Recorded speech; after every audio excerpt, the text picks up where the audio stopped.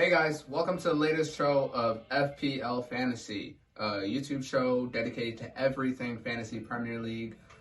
So thank you for watching. Don't forget to like, subscribe, comment. We usually have ask polls, and don't forget to send us your teams for 15-second surgery. So without further ado, let's get into our team. Our team did very well this week. 81 points in a week where a lot of people were, upset with their score and going to wild card and doing all this other crazy stuff to get it. We ended up saving our transfers and just putting Ali on the bench, and we still ended up scoring 81 points.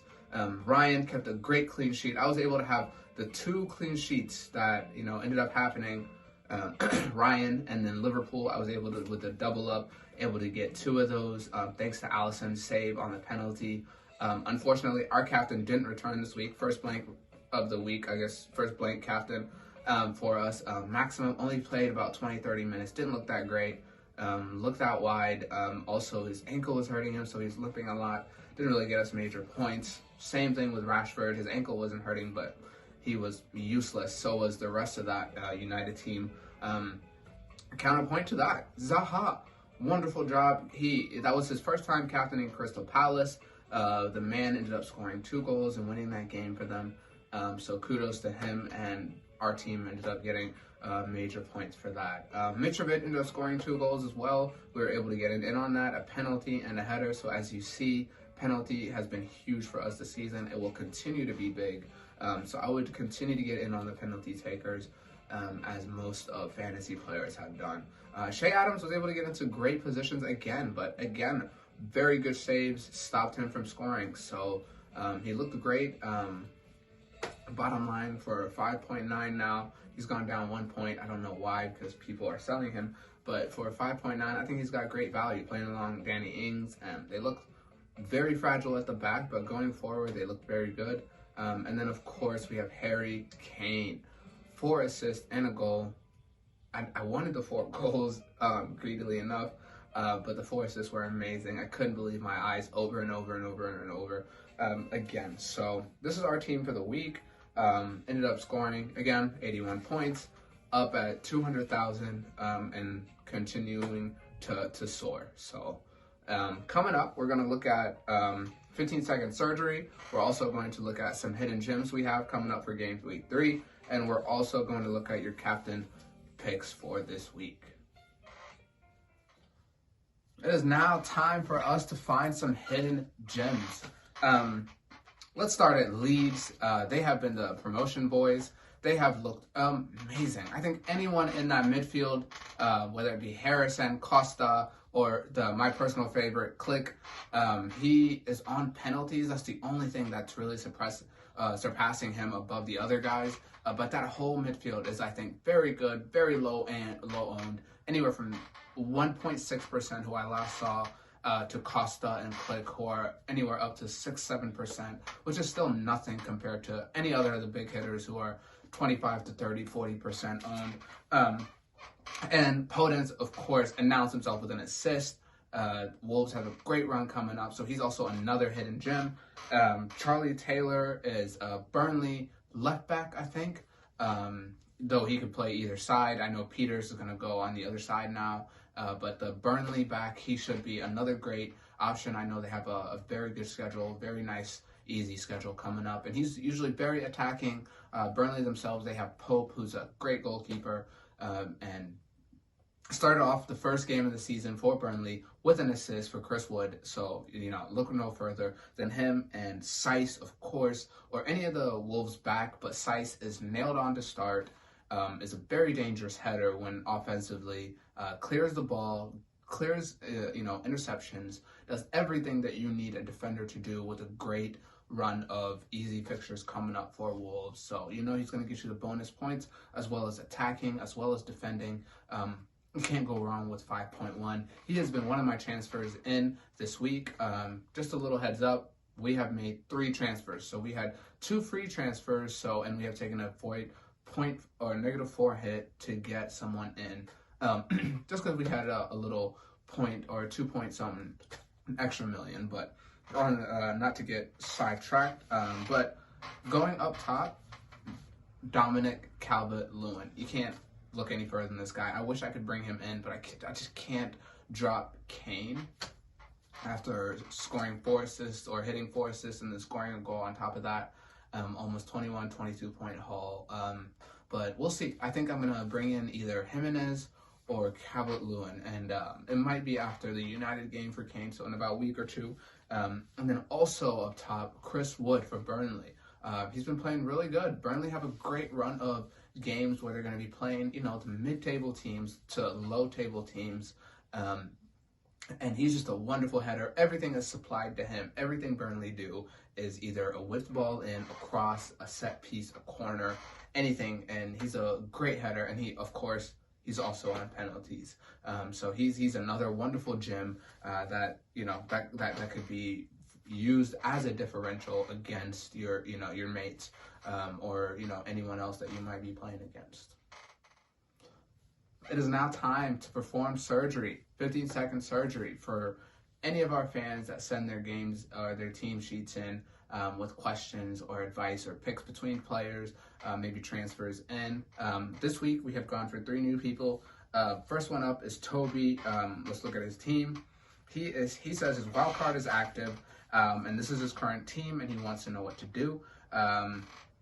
My first thing would be to drop Jorginho, and also drop Stones. As good as he looks, I just don't trust him as a defender, especially for that City line. I would love to get 3 City people in, and I don't want him to be one of them. So you don't want him taking up your City slot, and as a defender, he just doesn't offer you anything going forward, and they don't really necessarily offer you clean sheets. So I would go to Taylor or Seiss, and then drop Jorginho. Maybe drop Aubameyang as well, because just that tough fixture coming up, and him being out wide for 12 million. As you see, he's already dropped to 11.9, so you're going to lose value if you continue to hold him. So I would say drop him and pick up maybe Rashford, Zaha, even Havertz after his hat trick. He looks like he's getting used to English football. And then pick up maybe Zaha, Barnes, any combination of those guys to help your team out. Next up is Bobby, and he wants to know whether he should make any changes. He's already made 1 change, and he's willing to take a -4 hit, but he's not sure, and he also has extra money. Okay, so I would say the only one that he could really do is Mane or Mo, selling to KDB or Sterling. I don't like having both of those guys there. It's rare that they both hit, meaning it's rare that they both hit, a brace or a hat trick. And for me to spend 11 million or 12 million on a player, that's what I'm expecting. I'm expecting them to hit 1 or 2 goals, 2 or 3 goals, an assist, bonus points, so to just basically clean sweep of the house. So 15 to 20 points. When I'm captaining you, that is what I'm expecting. And anything less is going to be a dud for me, especially if I'm spending 12 million. And then I would say, so get KDB and Sterling. They look amazing. And on that note, breaking news, Jesus will be out for a few weeks. So I think Sterling will be playing up top. So that could be a great differential for anybody looking to get someone in. I want to get Sterling in. I simply didn't have the funds, so I had to settle for someone else.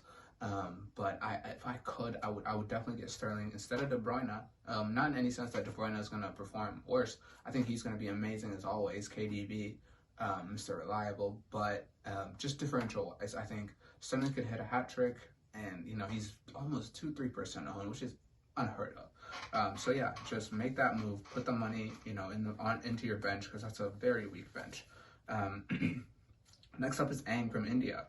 He says, he hasn't made any changes and he doesn't know if he should, but he's worried coming into game week 3. I would say pick 1 or more of Dominic Calvert-Lewin or Richarlison. Don't put both. That's a lot of money, in Everton. And there's also a lot of money in your defense. I never pick this many defenders with that much high. I think we have so much value in the 4.0 to 4.5, 4.6 range. Lamptey, Kyle Walker-Peters, Taylor, Target, Ings. There's so many people. And then if we want to get to 5, there's James, Seiss, Coleman, If we want to get to 6, Digne. So there's so many people. So I would just 1 or 2 of them and not too many more. And I would also, I would say no Mo Salah, no Mane. That's a lot of problems. You're gonna have a lot of problems if you don't invest in those guys. But yeah, that would be my help for this for the Ang. Coming up, we're gonna look at our captain options. It is time for us to look at our captain picks and also for our team this week. Basically the final call, final decision. We can look no further for our first captain option than Mo Salah. This man plays amazing when he plays Arsenal, which I personally hate, but my heart is torn this week. I'm probably going to captain Salah. He is just a man on a mission.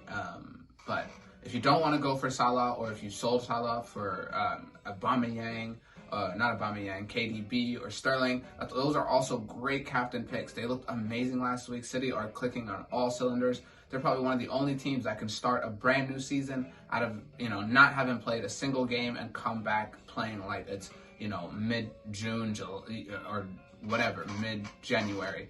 But yeah. Next option we have Werner. He is playing West Brom, and they looked very shaky at the back. This man looks so fast, especially for a striker who's got a bunch of midfielders playing, behind him that are going to be putting him those long balls in, through balls, short passes in, those intricate 1-2s.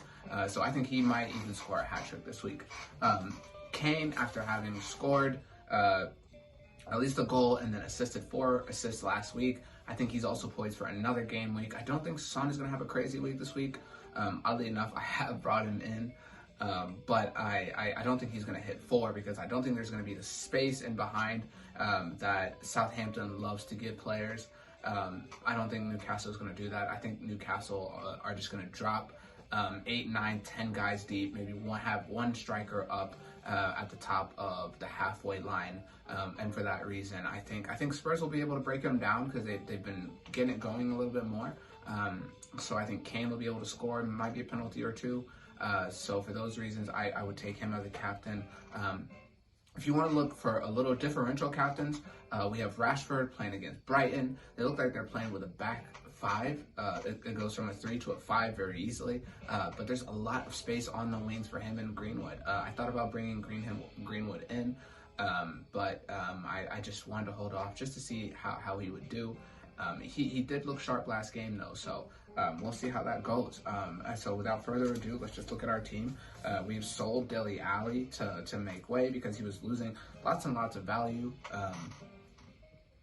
because people were selling him and he didn't look like he was getting any game time. We have brought in Podence instead of Click. That was our biggest dilemma this week. We brought in Podence just simply because he looked a great partner for Jimenez. He might have to share time with Traore. But I still think he'll get plenty of time because he's skilled-wise, he's very good. And if anything, Traore was the one we saw last year. Regardless of how good he was, he would sit in the games where they didn't have space for him to play in. And so for that reason, we got rid of that. We also sold Van Dijk. As good as the Liverpool pair were last week, they have a very hard schedule coming up, and I was looking around and I was trying to make space for KDB in the coming weeks, or Sterling, just one of the City boys in week 4 or 5 after the international break probably. And I wanted to make some time, and the Wolves run looks amazing. 5-6 games of nothing but green, easy sailing. So we've gone in for Saiz. He's already scored a goal. He knows how to use his head. He's an offensive player. I've already said all those things. Great differential. So that has been another one of ours. And we have also sold Alex Saint-Maximin. I couldn't take it anymore. I wanted to wait for him, but I wanted to just get rid of him. And we have brought in Son. So we have a great midfield, a great striking partnership up top. We have also kept Shea Adams and Mitrovic. They both look great. There's no need to drop them. So this is our starting 11. I hope you guys have a good week and a good weekend, just like we all did here at FPL Friday. And don't forget, guys, to like and subscribe. Don't forget to come back next week for game week 4. And until then, let's just chase those green arrows, guys. Till next time. Bye-bye.